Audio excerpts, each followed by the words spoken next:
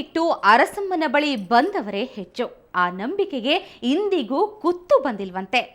ಸಂತಾನ ಭಾಗ್ಯವೇ ಆಗಲಿ, ವೈದ್ಯರು ಗುಣಪಡಿಸದ ಕಾಯಿಲೆಯೇ ಆಗಲಿ, ಅರಸಮ್ಮ ದೇವಿಯ ಹೆಸರು ಹೇಳಿ ಇಲ್ಲಿ ಸಿಗೋ ಸಸ್ಯ ಸಂಜೀವಿನಿ ಔಷಧಿಗಳನ್ನ ತೆಗೆದುಕೊಂಡ್ರೆ ಸಾಕು, ಇದ್ದ ಬದ್ದ ಕಾಯಿಲೆಗಳು ವಾಸಿಯಾಗುತ್ತವೆ.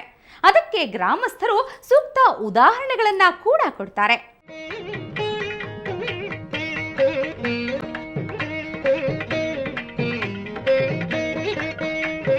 ಇದು ನರಸಮ್ಮನ ದೇಗುಲ. ಹುತ್ತದ ಕೆಳಗಡೆ ಆ ದೇವಿ ನೆಲೆಸಿದ್ದಾಳೆ. ನಿತ್ಯ ಭಕ್ತರ ಸಮೂಹವೇ ಇಲ್ಲಿಗೆ ಹರಿದು ಬರುತ್ತದೆ. ಸುತ್ತಲಿರೋ ದಟ್ಟ ಕಾನನವನ್ನ ಕಾಯುವವಳು ಇವಳೆ, ಭಕ್ತರ ಪಾಲಿನ ಆರಾಧ್ಯ ದೈವ. ಚಿಕ್ಕ ಮಕ್ಕಳು, ಹಿರಿಯರು ದೇವಿಯ ದರ್ಶನ ಪಡಿತಾರೆ. ಇಲ್ಲಿನ ಸುತ್ತಮುತ್ತಲ ಕಾಡಿನಲ್ಲಿ ಸಿಗೋ ಔಷಧೀಯ ಸಸ್ಯಗಳ ಜೊತೆಗೆ ನರಸಮ್ಮನ ಕೃಪೆ ಇದ್ರೆ ಮಾತ್ರ ಕಾಯಿಲೆ ವಾಸಿಯಾಗೋದು ಅನ್ನೋದು ಗ್ರಾಮಸ್ಥರ ನಂಬಿಕೆ. ಇದಕ್ಕೆ ನಿದರ್ಶನವೆಂದರೆ ಈ ಸೋಮಶೇಖರ್. 2002ರಲ್ಲಿ ಸುಮತಿಯೊಂದಿಗೆ ಇವರ ವಿವಾಹವಾಗಿತ್ತು. ಆದ್ರೇನು ಮಾಡೋದು, 3 ವರ್ಷವಾದರೂ ಸಂತಾನ ಪ್ರಾಪ್ತಿಯಾಗಿರಲಿಲ್ಲ. ಅಲ್ಲಿ ಇಲ್ಲಿ ಅಲೆದು ಕೊನೆಗೆ ಬಂದಿದ್ದು ಈ ನರಸಮ್ಮನ ನೆಲೆಗೆ. ನನಗೆ ಮದುವೆ 2007ರಲ್ಲಿ ಮದುವೆಯಾಗಿ 3 ವರ್ಷದ ನಂತರ ಮಕ್ಕಳಾಗಲಿಲ್ಲ. ಆನಂತರ ಇಲ್ಲಿಗೆ ಬಂದು ಶ್ರೀದೇವಿಯಲ್ಲಿ ಪ್ರಾರ್ಥನೆ ಮಾಡಿಕೊಂಡೆ. ಆವಾಗ ನಿನಗೆ ಸಂತಾನ ಭಾಗ್ಯ ಇದೆ, ಇಲ್ಲಿಯ ಗಿಡಮೂಲಿಕೆಯ ಔಷಧಿಗಳನ್ನು ತೆಗೆದುಕೊಂಡರೆ ಮಕ್ಕಳಾಗ್ತದೆ ಅನ್ನುವಂಥ ದೇವಿಯ ಪ್ರೇರಣೆಯಂತೆ 3 ವರ್ಷದ ನಂತರ ಈ ಹೆಣ್ಣು ಮಗುವಿಗೆ ಸುಮತಿ, ನನ್ನ ಹೆಂಡತಿಯಾದ ಸುಮತಿಯವರು ಜನ್ಮ ನೀಡಿದರು. ಹಾಗೆ ಶ್ರೀದೇವಿಗೆ ತುಲಾಭಾರ ಸೇವೆಯನ್ನು ಸಹ ಈ ದೇವಿಗೆ ನಾವು ಹರಕೆಯಾಗಿ ಕೊಟ್ಟಿರುತ್ತೇವೆ.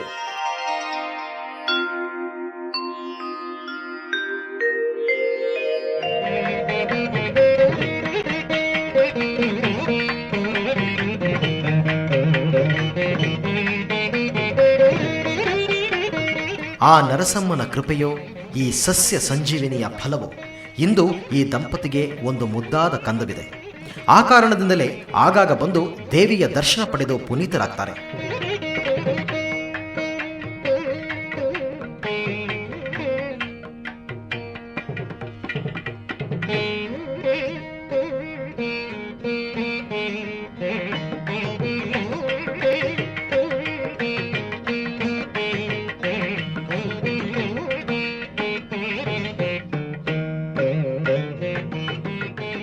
ಇದು ದಂಪತಿಯ ಕಥೆಯಾದರೆ, ಇನ್ನೊಂದು ಇಂಟ್ರೆಸ್ಟಿಂಗ್ ಸ್ಟೋರಿ ಅಂದರೆ ಈ ಶ್ರೀಧರನದ್ದು. ಈತನಿಗೆ ಕೆಟ್ಟ ಹಾವು ಕಚ್ಚಿತ್ತು. ನಾಟಿ ವೈದ್ಯರ ಬಳಿ ತೋರಿಸಿದರೂ ಕಾಲು ಕತ್ತರಿಸುವ ಹಂತಕ್ಕೆ ಬಂದು ತಲುಪಿತ್ತು. ಆಗ ಆತನ ಸಂಕಷ್ಟಕ್ಕೆ ಪರಿಹಾರ ಸಿಕ್ಕಿದ್ದು ನರಸಮ್ಮನ ಸನ್ನಿಧಿಯಲ್ಲಿ. ನನಗೆ ಒಂದು ಟೈಮು ಹಾವು ಕಚ್ಚಿತು. ಆವಾಗ ತುಂಬ ಸೀರಿಯಸ್ ಆಯಿತು. ಆಮೇಲೆ ಇಲ್ಲೇ ಇರುವ ನಾಟಿ ಔಷಧಿ ಕೊಡುವ ವೈದ್ಯರು ಬಿಡ್ಕೋದೆ. ಆ ಔಷಧಿ ತಗೊಂಡ ನಂತರ ನನಗೆ ಸೆಪ್ಟಿಕ್ ಆಯಿತು. ಆ ನಂತರ ನಾನು ಇವರು ಔಷಧಿ ತಾಗಲ್ಲ ಅಂತ ಮಣಿಪಾಲ ಹೋದೆ. ಮತ್ತು ಸೆಪ್ಟಿಕ್ ಆಗಿ ನನ್ನ ಕಾಲು ಕತ್ತರಿಸೋ ಒಂದು ಹಂತಕ್ಕೆ ಮುಟ್ತು. ಆವಾಗ ಪುನಃ ನಾನು ಇಲ್ಲಿ ಬಂದು ಅದೇ ಪಂಡಿತರ ಔಷಧಿಯನ್ನು ಮಾಡಿದೆ. ಈ ತಾಯಿ ಹೆಸರು ಹೇಳ್ಕೊಂಡು ಪುನಃ ಅವ್ರು ಕೊಟ್ಟಂಥ ಎಣ್ಣೆ ಹಚ್ಚಿದ ತಕ್ಷಣ ಆ ಒಂದು ವಿಪರೀತ ಪರಿಸ್ಥಿತಿಗೆ ಹೋದಿದ್ದು ಕ್ರಮೇಣದಲ್ಲಿ ಗುಣವಾಗಿ ಈಗ ನನ್ನ ಕಾಲು ಸಂಪೂರ್ಣವಾಗಿ ಗುಣ ಆಗಿದೆ.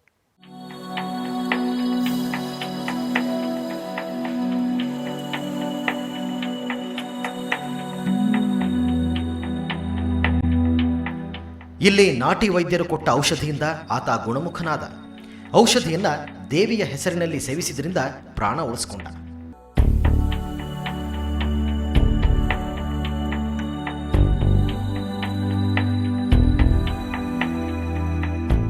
ಹೀಗೆ ಹೇಳ್ತಾ ಹೋದ್ರೆ ನರಸಮ್ಮನ ಪವಾಡದಿಂದ ಹಲವು ಕಾಯಿಲೆಗಳನ್ನು ಗುಣಪಡಿಸಿಕೊಂಡವರ ಪಟ್ಟಿ ಬೆಳೆಯುತ್ತಲೇ ಹೋಗುತ್ತೆ.